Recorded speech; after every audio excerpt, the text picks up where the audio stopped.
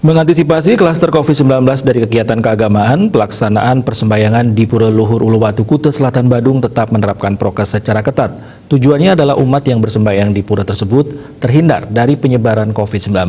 Terlebih lagi, Pura Luhur Uluwatu tidak pernah henti didatangi pemedak.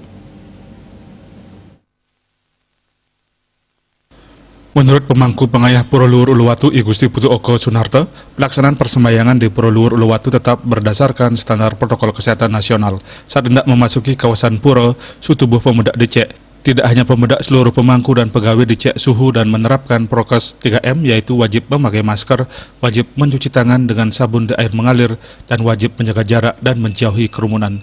Sementara para pemuda saat sembahyang diwajibkan tetap menggunakan masker. Hanya saat Nunas Tirto pemuda melepaskan masker. Jika pemuda kedapatan tidak memakai masker di awal pengecekan, pemuda bersangkutan tidak diizinkan memasuki kawasan pura. Kalau di Pura Uluwatu standar prokesnya tetap sama dengan standar nasional. Jadi waktu masuk di depan tuh juru mangku yang bertugas di sini nih ke pegawai yang bertugas di sini semuanya dicek kesehatan, cuci tangan baru boleh masuk.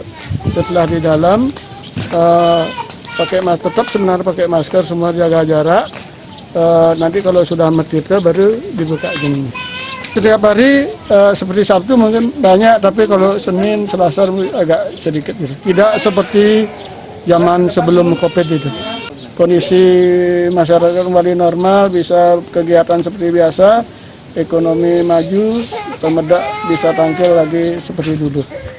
Juru Mangku I Gusti Putu Oko Sunarto berharap vaksin dapat diberikan secara menyeluruh sehingga pandemi bisa diatasi. Meski demikian, masyarakat diminta tetap menerapkan prokes secara ketat. Indrawan, Bali TV.